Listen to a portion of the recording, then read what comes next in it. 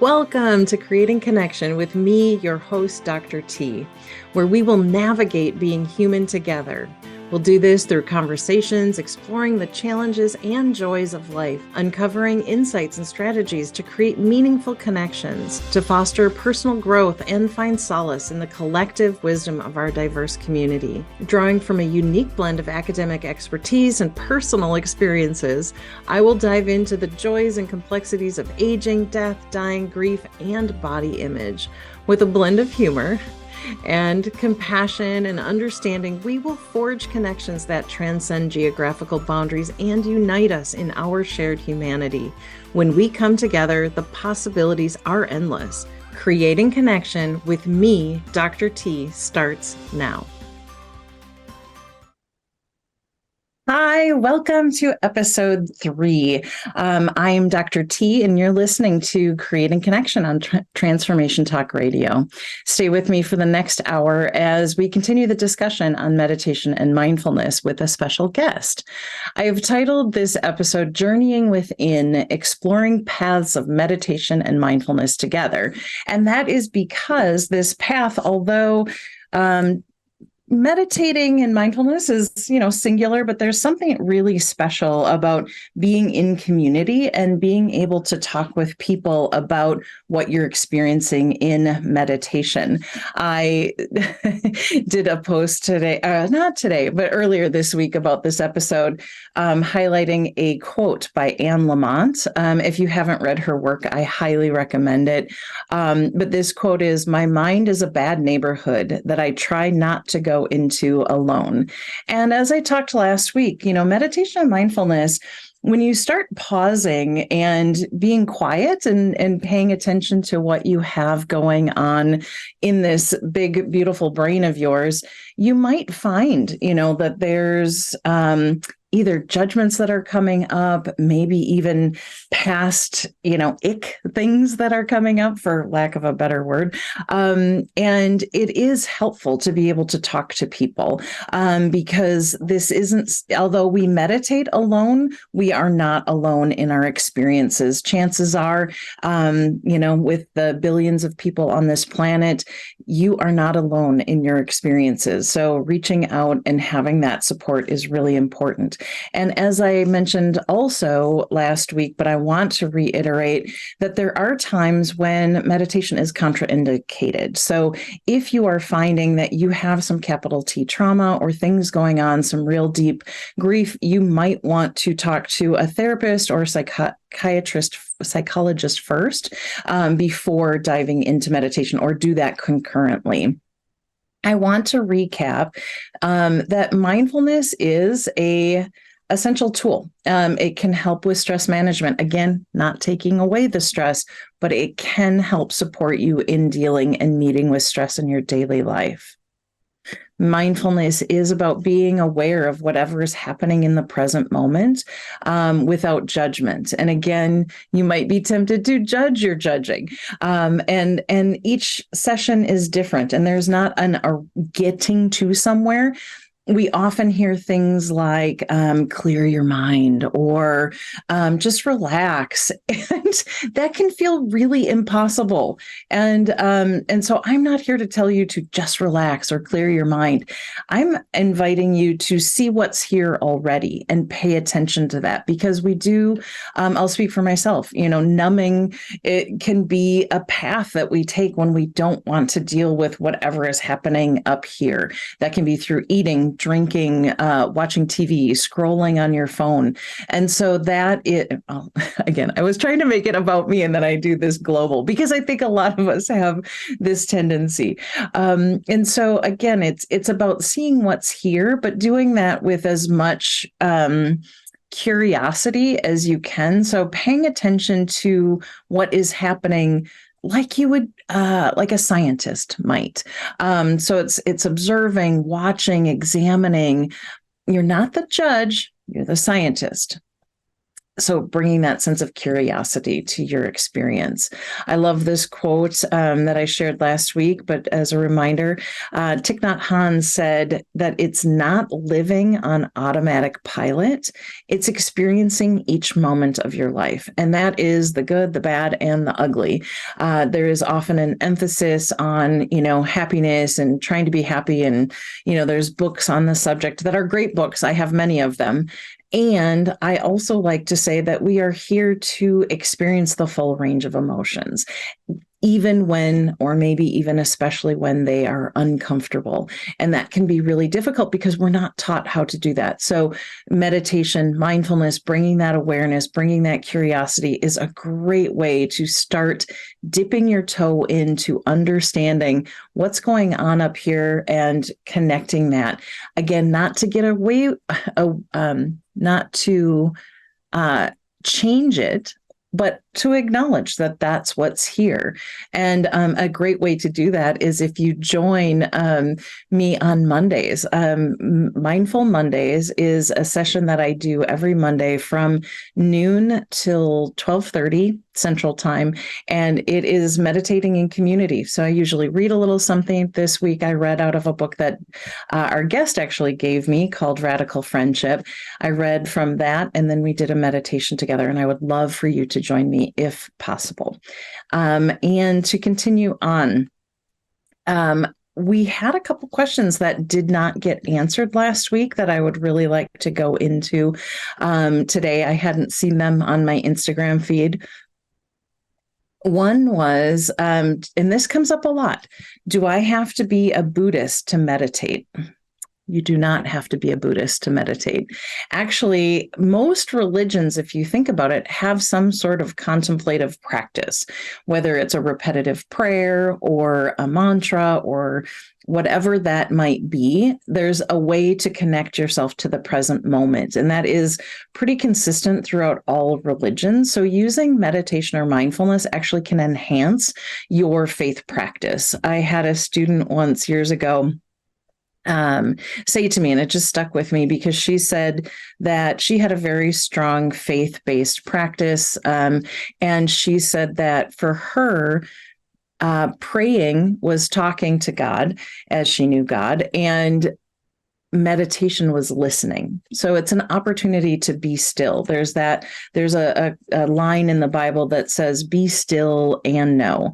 And I do like that as well. So wherever that knowing comes from, being still can actually help you, settle all of this, the planning, the judging, the remembering, and what is here right now. And so you might be surprised at what comes up. So I would say that no matter what your faith background is, or if you don't have a faith practice, that's fine. Knowing yourself and paying attention and actually befriending your experience is a real gift that you can give to yourself. And it's like paying attention to a friend.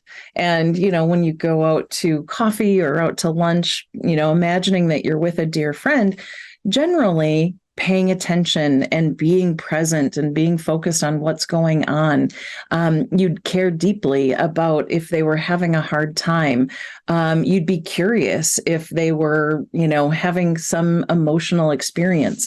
And so it's the invitation to bring that curiosity and friendliness to yourself. And by having a meditation practice, so a formal meditation practice where you're taking that 5, 10, 15, 20, 60 minutes. I do know people who do that.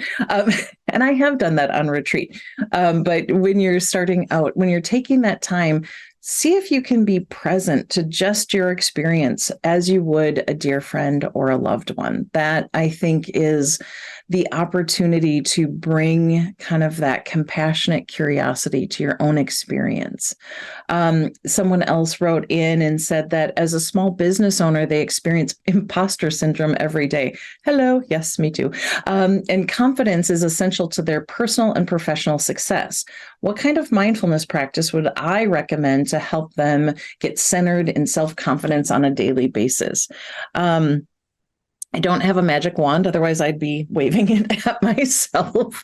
But what I find helpful, and I hope that you do as well, is bringing a sense of compassion to whatever's arising, so that when imposter syndrome arises, being like, oh, okay, so you might have a thought, and then saying like, well, where's that thought in my body? Because often we'll get a body response. Mine is often in the solar plexus, sometimes in the throat, a tightening in the throat, maybe a furrowed brow. So paying attention and saying like, okay, so this comes up, what's here? And can I, give myself compassion? Like, yes, this is hard. I want to be this and this, or I'm feeling this imposter syndrome. And I'm placing hand to heart center, because research shows that actually releases oxytocin, which is sometimes called the cuddle hormone. And so it's giving yourself that real on demand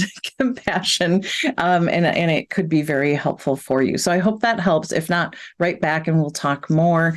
And thank you so much for everyone who wrote in, and I look forward to engaging in conversations with you. This isn't just me coming here to talk to you or, inviting people on. I want to know what's happening for you, what questions you have. Maybe some questions have come up about what we're talking about on this podcast, and I would love to know and respond to them in real time if possible. And when we come back from our break, we'll be heading there in just a minute. I'm so excited to introduce you to my friend Denise. We met over 7 years ago when I had recently returned from my first silent retreat and was looking for ways to deepen my practice and connect with people in my community.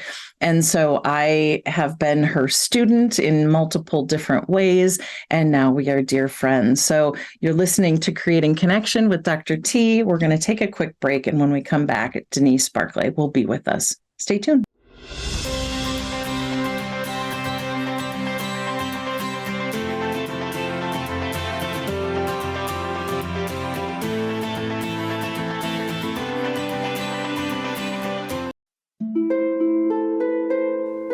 Damayanti, jewelry, clothing, and homewares, with inspiring Sanskrit messages of strength, love, and divine energy. Power words that shine a light on your soul path. Our jewelry is made in America and shipped directly from us to you. Damayanti, join us as we take our soul journey together. Go to damayanti.store now to find the special Sanskrit mantra that speaks to your soul.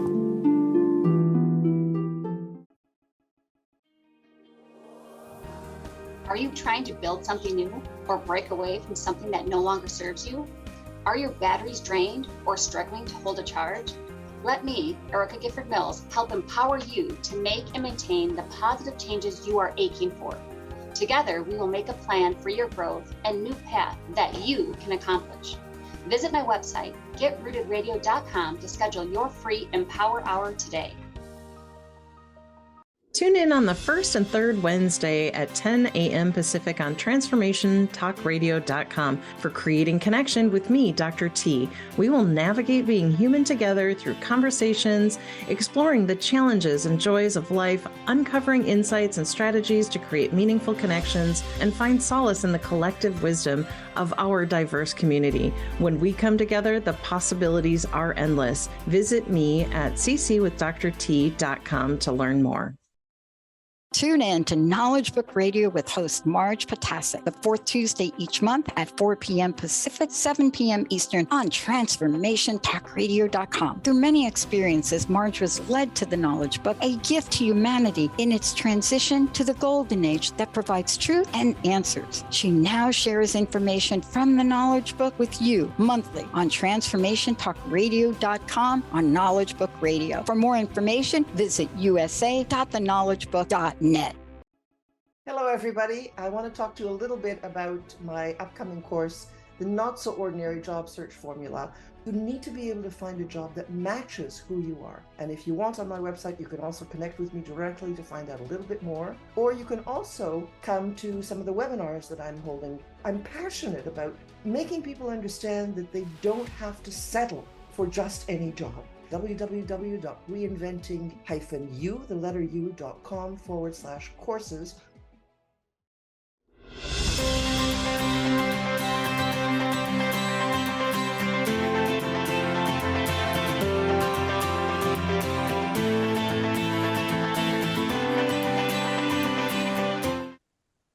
Hi, we're back on Creating Connection with me, Dr. T. And on this segment, we're talking to Denise Barclay about her mindfulness path and practice. Denise's meditation and mindfulness path began 28 years ago. She'll talk a bit about that with us. She has extensive experience teaching mindfulness classes. I've been the delightful recipient of many of those. And she does day-long retreats, been there, weekend retreats, got to do that. And she's also in a committed students program, and beyond her role as a teacher, she's a wife, mother, and friend. And with over 40 years of self-exploration and healing and mindfulness, she offers a unique perspective. And I am so glad you're here. And Denise, I have to say, I've been really meditating on or contemplating this quote by Anne Lamott: "My mind is a bad neighborhood that I try not to go into alone." And I am so thankful that early in my practice, I found you in Reno. I had been on a retreat, my first silent retreat, and they had recommended, deepening your practice and connecting with community. And in my Google search, I found your mindful movement class. So welcome. I'm so jazzed that you are here. I cannot even believe it. This makes me so happy. And I would love to start by asking you to share a little bit about your path and how you got to here. So good to be here, Theresa, and so exciting. This is such a wonderful thing that you're doing here.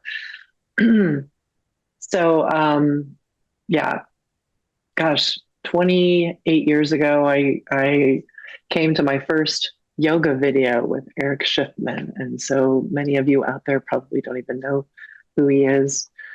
He had the best book, The Spirit of Moving into Stillness, The Spirit and Practice of Moving into Stillness. Wonderful book, wonderful teacher. When I came to yoga, I felt like I came home, and home being back to me. So much of our life is directed outward. And so it was really an opportunity to rest and relax. And because we live in such a fast-paced world, and it was a lot slower 28 years ago than it is today even, the movement was a wonderful way of doing that, to calm down and to settle down. And I loved it so much that I did a couple of teacher trainings, and then I became a teacher, and I've been teaching for 25 years. And after about 4 or 5 years of teaching, I noticed that even though in the Yoga Sutras that were written over 2,200 years ago by Patanjali, in the 196 sutras, there are really only about 5 that refer to the poses. And the poses are simply sitting, lying down, and standing.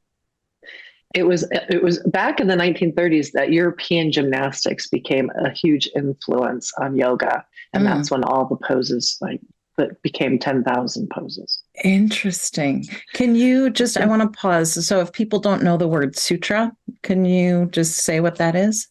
It's just a short teaching. Okay. Yeah. Short and that's answer. the Sanskrit, and in the Dharma, it's sutta. And so that's Pali. That was the spoken word. Sanskrit is the written word. That didn't come about till much later. Nice. Okay, thank you. Yeah. So after several years, I just began to notice that what was happening in my mind was not being addressed in yoga. I mean, there was an intention to do so, but really the emphasis is on the physical body. And so I really wanted more. And I went in search and found Spirit Rock and a 10-day silent meditation retreat. And I'm like, yeah, I'll dive in, because that's how I do it. And so I went on this 10-day silent meditation retreat and sat with these teachers and learned about my mind, started to learn about my mind, the mind. And I was hooked. And so I started interweaving or bridging between the Dharma, or the teachings of the Buddha, and the natural law or reality of things, and yoga and the movement. Because what I found in the Dharma community back then, it's gotten better, is that they were very much kind of more up in the mind and not really paying attention to their bodies. And so Yeah. I really loved the bridge between the two.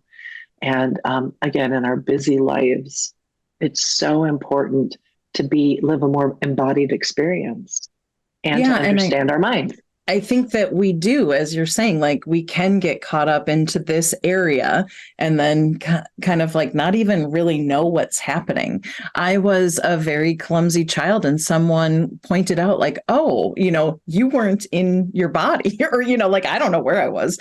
But it has been a practice to bring that mind body connection, which is so important. And one of my first introductions was your mindful movement class. And so doing kind of a practice where you're moving your body and then you pause and then you see, like, what's happening? Is it settling? Is it active? Are you judging? And all of those it's such an interplay. And so I love that. And aren't we lucky? Well, I don't live in Reno anymore, but to have lived so close to Spirit Rock. So for those of you who don't know, Spirit Rock is an amazingly beautiful and fantastic and beautiful, amazing. All of the things, retreat space in Marin, California. And so I that was where my first retreat was as well. And I remember people saying to me, "What, you're going to do a silent retreat? You can't be quiet for 5 days." I only did a 5-day. And I was like, and that's a talk for another time, but the awareness of what happens when we're so busy facing outward versus like coming in. And I like that you said getting to know, beginning to understand your mind, because 28 years later, you're still doing it. I mean, I know from our conversations. And so you started bridging this gap, and I want to know more. And it just keeps deepening and clarifying and inspiring. It never gets old or boring.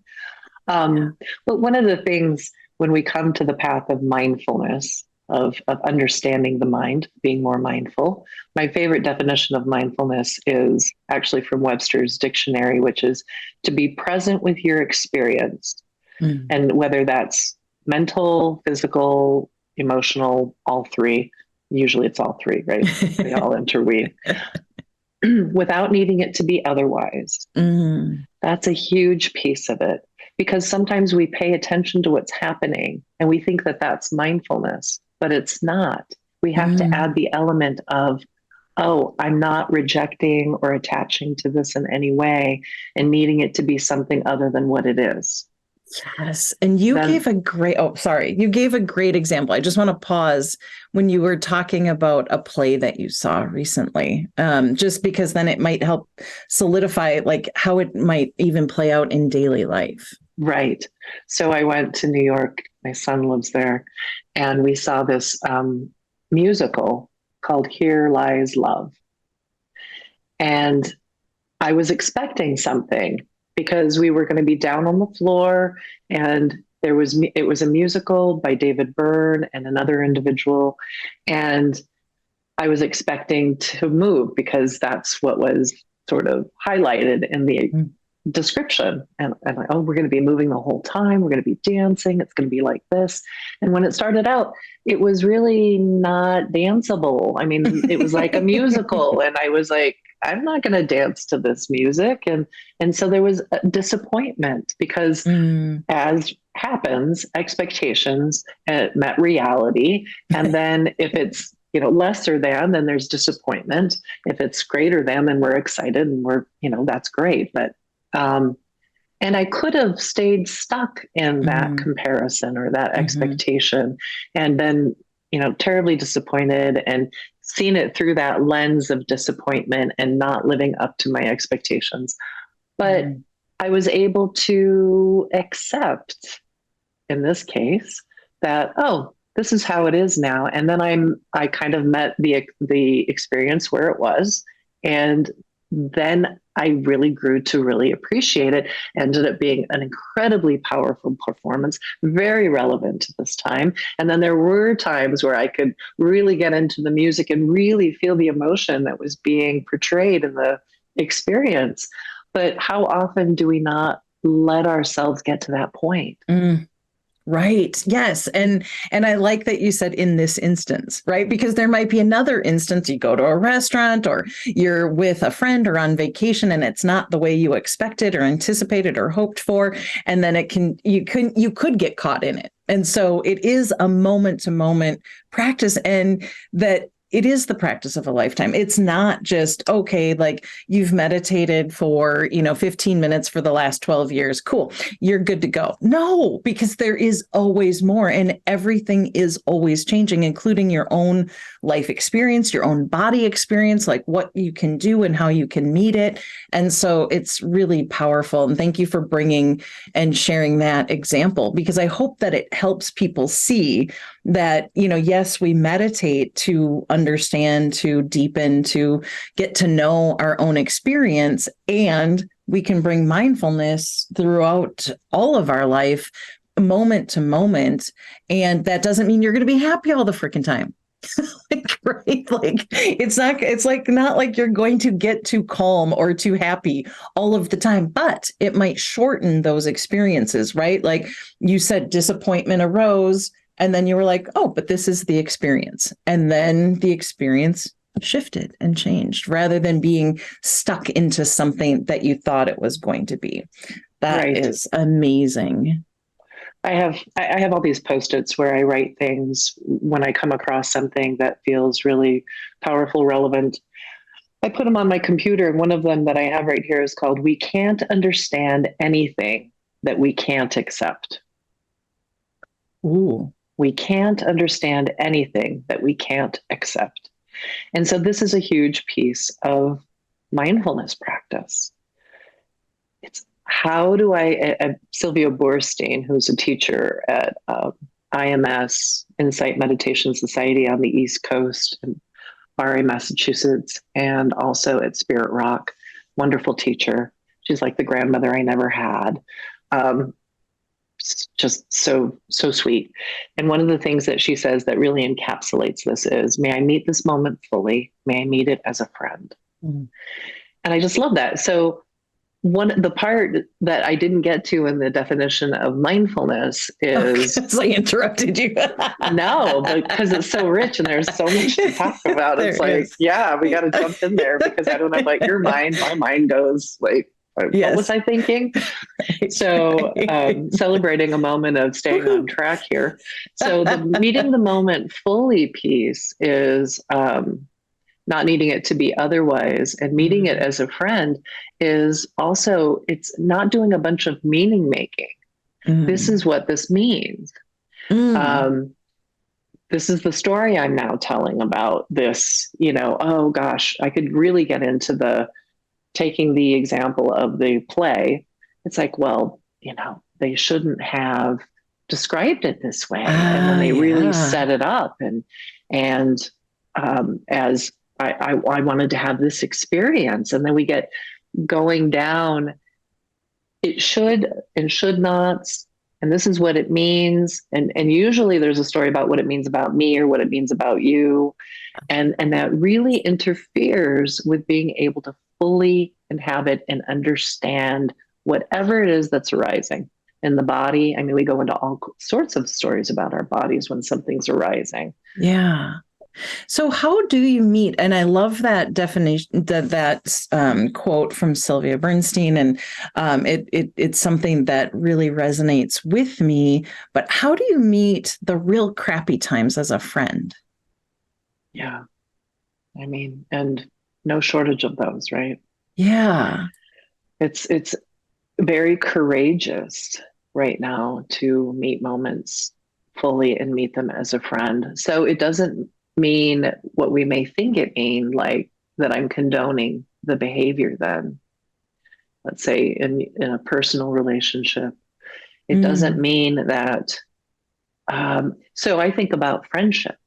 Okay. And what is it that I value in friendships? And it's to be respectful, to listen, to try to listen with an open mind and heart, to validate the experience and emotions and vulnerability of the other person, and then try to express myself in communication with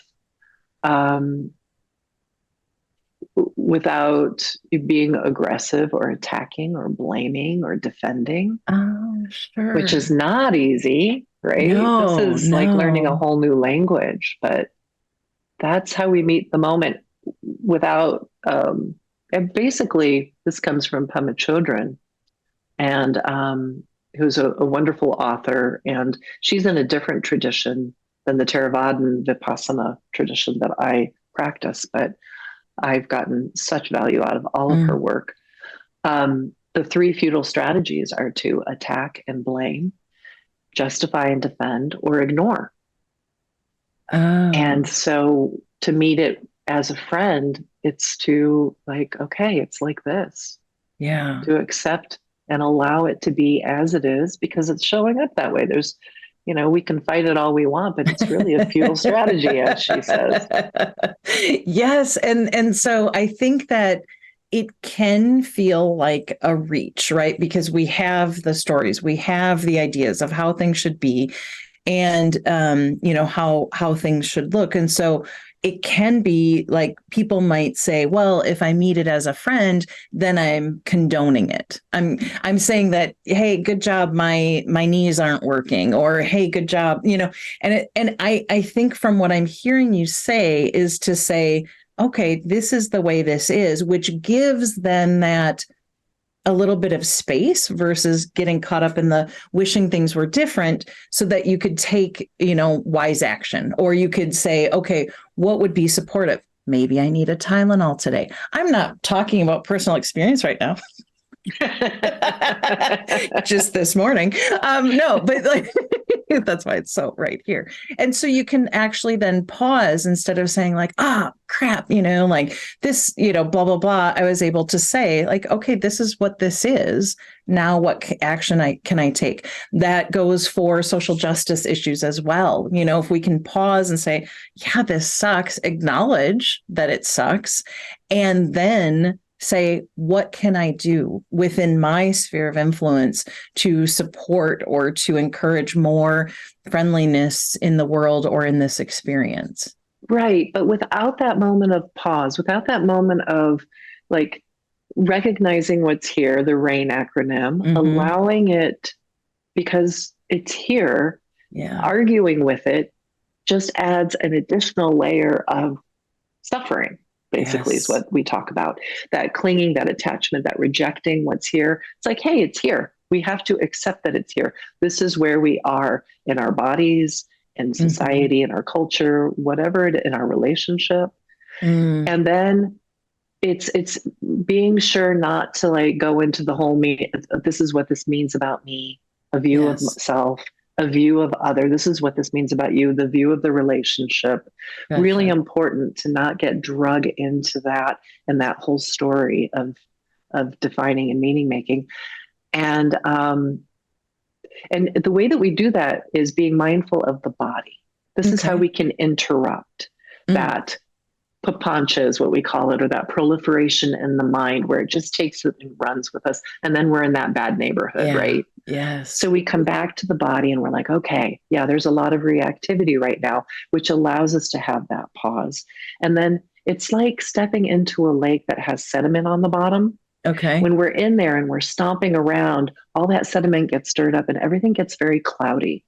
So if we can allow the space and allow ourselves to just settle, to breathe, to feel whatever is being experienced in the body. So meet it fully. Okay. And not go to war with it, not get hugely clinging to it. Then things begin to settle and then we can see more clearly and then take wise action. And oftentimes the action that we take will be quite different because we took that opportunity and that mindfulness and that sense of presence, and not that, what's the word I'm looking for? That, that stance of going to war with it. Right. Right. Yeah. I love that. I love that description of the sediment and being here back in Minnesota in the land of 10,000 lakes and many puddles. That is a helpful thing. So if you pause, what can you see? What can be clear? And then taking that next step. So you're not just churning up a bunch of water and running into a boulder or something like that. And so I appreciate that. And it is the practice, right? Like, so this isn't just, you sit down and meditate for 5 minutes and all of a sudden you're like, oh, I get it. I can pause. I mean, you've been meditating for 28 years. I've been meditating for 8 or 9. Like, no, like this is not, because every time life is going to give us, whether it's like causes and conditions of the people we're interacting with, or, the world at large, or in our own bodies, it is a practice of a lifetime to bring that friendly attention again and again and again. And notice when it's not so friendly, because sometimes it's not friendly. And then what do you do with that? Then you're like, okay, well, I'm feeling really judgy about what my body's doing in this moment. Okay, so then that's judgy, right. And because I love the saying, judging is still judging, or aversion to aversion is still aversion. And that just becomes the object of mindfulness then. Yeah. But I just want to say that they differentiate between meditation, which cultivates samadhi is the word in Pali, or concentration or stability of mind, which then supports mindfulness. They're two different points on the path to help decrease suffering in our lives. Yes. And they're both very important. So we're not just sitting down to become good meditators and to get rid of our thinking. We are sitting down to cultivate the ability to stay with whatever is here. And so then when we're out in daily life, you may have heard it, like, it's like training a puppy. Oh, okay. Say this. I love it. Okay. So, just like training a puppy, it requires consistency. It requires, doing it over and over again. And they really say that, you don't want to be harsh when you are guiding the puppy. You want to be gentle. You want to, be firm and consistent. And that's how it is with our minds, because just like a puppy, unless you're doing that, when you get out into a situation where you want the puppy to listen to you, but there's all this stimulation, it's never going to work. If you said one time to that puppy, stay, right? Yes. You have to say it over and over again. Same with the mind. And so it's a training of the mind to not go there. And quickly. So quickly, and it takes a barrel of love, one cup of understanding, a barrel of love, and an ocean of patience. Oof. Yeah. So as if people are beginning a meditation practice, know that it is the work of a lifetime. And as we are working with our own experiences, if we can bring that barrel of love and ocean of patience, to our own experiences, then it gives more spaciousness as we're going through that. God, I'm going to just have to have you back. So we are going to, when we come back, so I'll just tease a little bit. Denise has agreed to lead us in a meditation. So if you are driving or somewhere that you can't actively meditate, come back to the meditation. I love being guided by Denise. So, go ahead. And actually, this meditation could be done while you're driving. It's anapanasati, and it's breathing in, breathing out. So you can pay attention to your breath while you're driving. Perfect. Okay. So thank you for gifting it to all people, wherever they are and whatever they're doing. So you are listening to Creating Connection with Dr. T. We'll take this quick break. And when we come back, Denise will lead us in a short meditation, and stay tuned.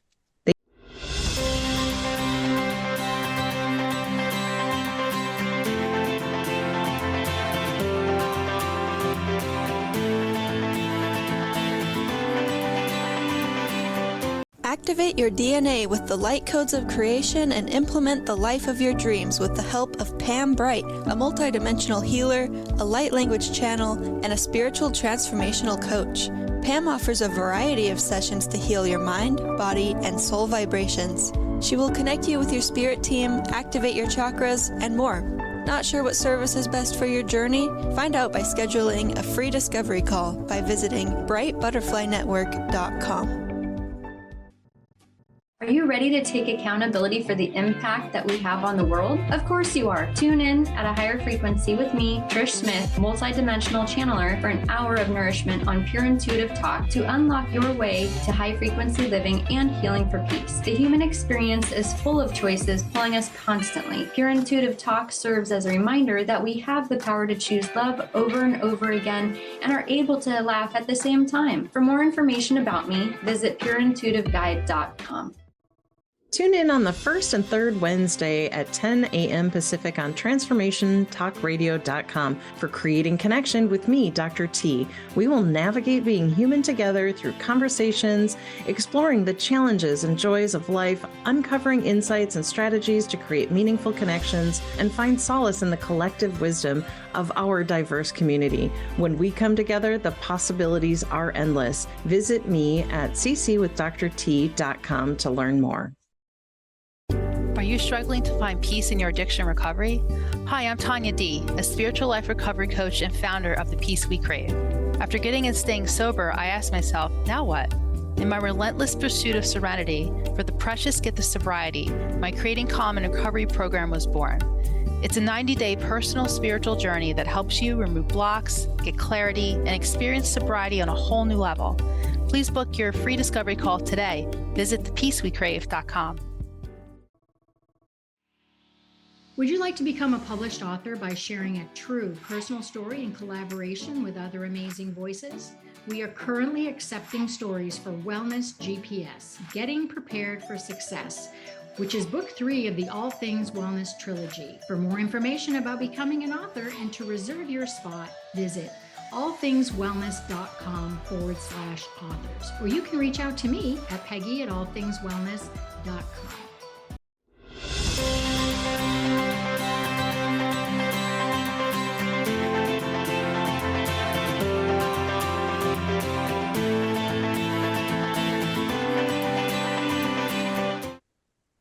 We're back on Creating Connection with Dr. T. And on this segment, as promised, Denise will lead us in a short meditation practice, and then we will wrap up the show. But thank you, Denise, for being willing to do this. And I'll mute myself and set it over to you.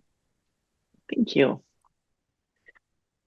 So, again, meditation is important to not expect anything. So we talked about expectations earlier. So let go of anything that you think it means or what you should be experiencing. It's just a way to be able to meet this moment fully.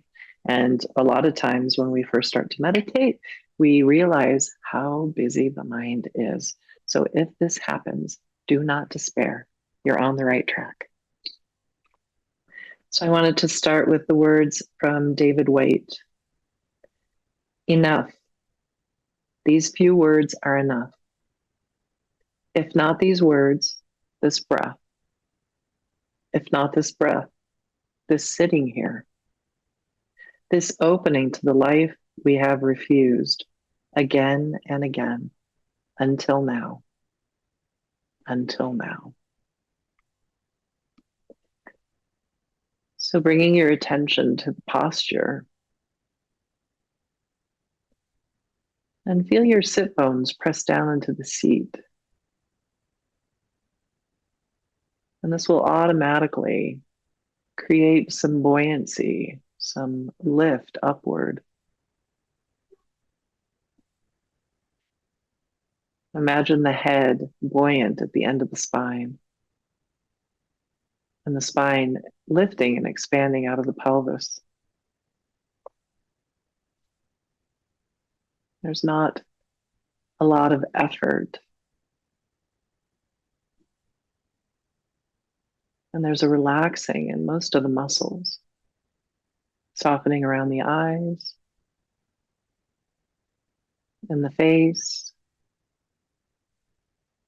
expanding the peripheral gaze, even if the eyes are closed. And if you're driving, your eyes should remain open, of course. Just tuning into the body and the posture sitting.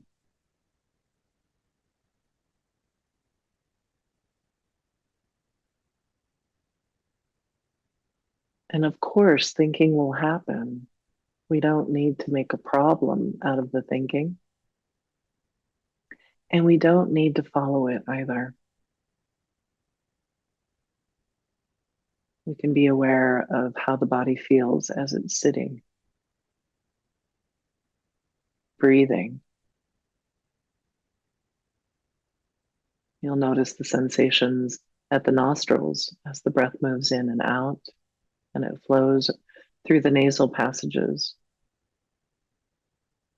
into the throat, the chest, and the movement in the belly.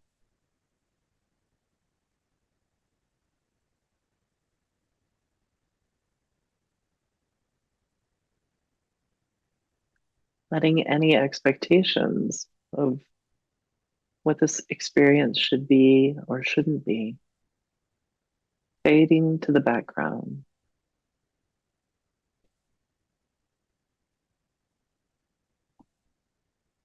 And instead, just being fully present, knowing the body sitting, knowing the body breathing.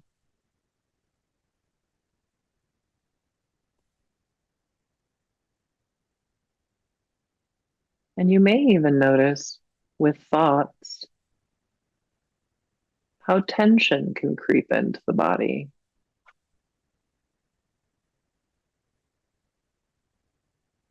Is this right? You might notice how that question feels, or perhaps the mind wandering back to another experience, noticing how that feels.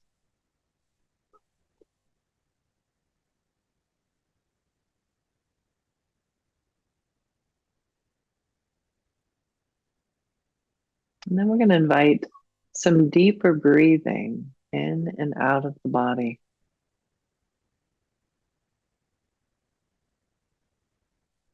Not forcing the breath,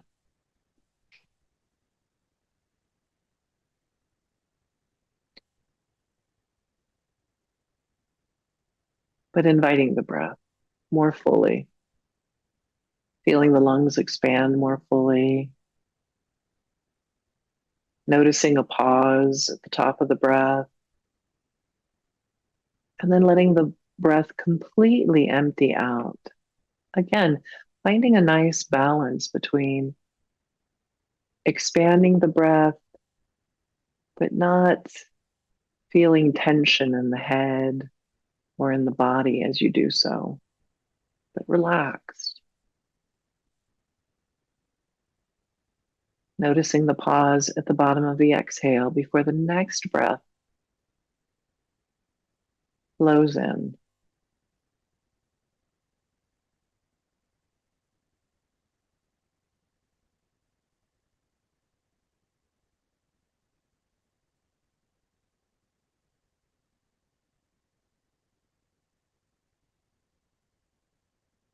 So much of the time, we don't fully breathe.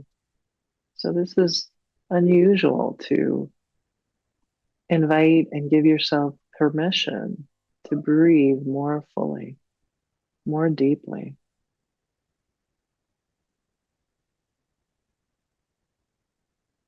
Imagining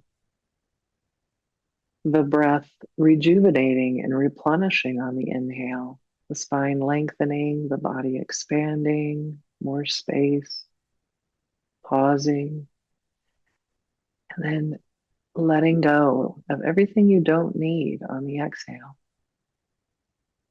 This is what the breath does.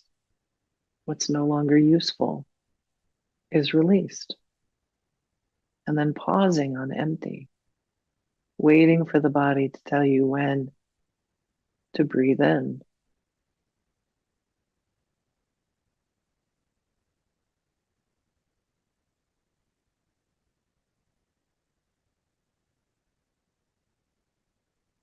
The mind will think, it's what it does. it's helpful. And not now.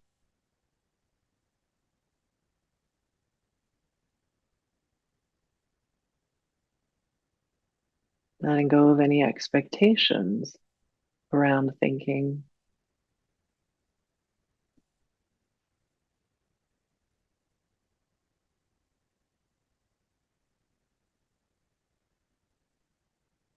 Other body sensations may be noticed, sounds where you are.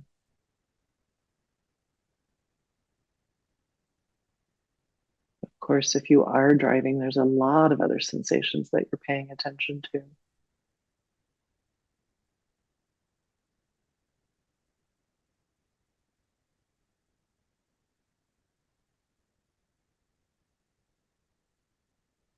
And what might you notice in your experience if you weren't thinking,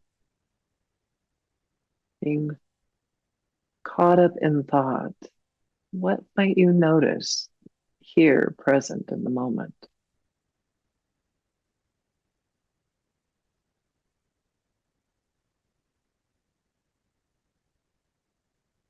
About these deep breaths.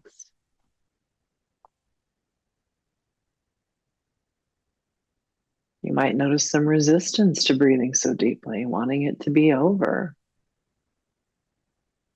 There might be some tension around this deep breath. See if you can just stick with it a little bit longer and relax any tension you may be noticing.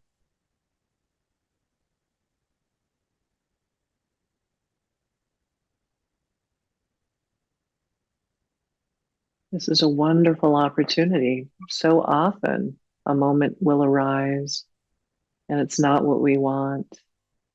But can we meet it as a friend? Okay, it's like this.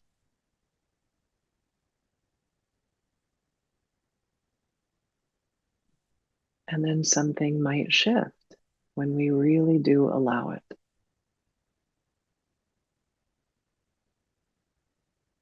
Maybe we notice it's not as bad as we think it is.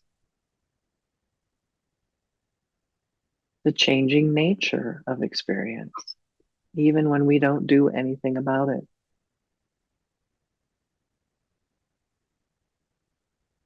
And now just let your breath breathe in and out on its own with no direction from you. And continue to notice the sensations of breathing.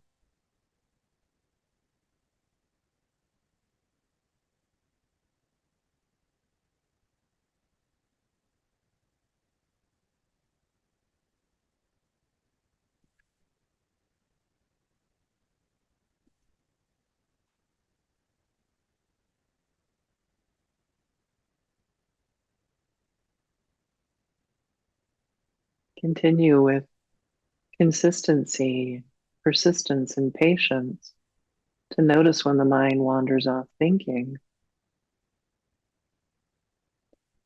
And gently but firmly bring it back to the sensations of breath and sitting.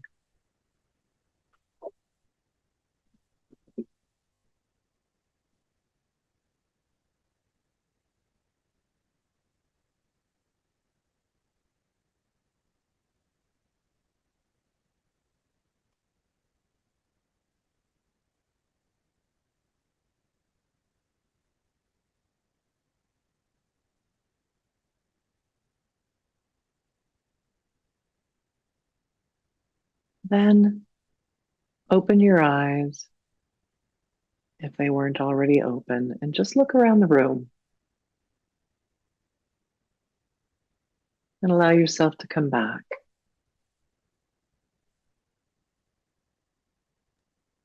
Denise, thank you so much. It has been since your last retreat, since you've led me in meditation. And so thank you. And thank you for sharing your gifts and your thoughts with this community. And I look forward to having you back because, boy, this was short and I want, more time to discuss this. So if people want to get a hold of you, what's the best way to do that if they want to work with you or be Through my website. Yeah. Okay. It's denisebarclayyoga.com.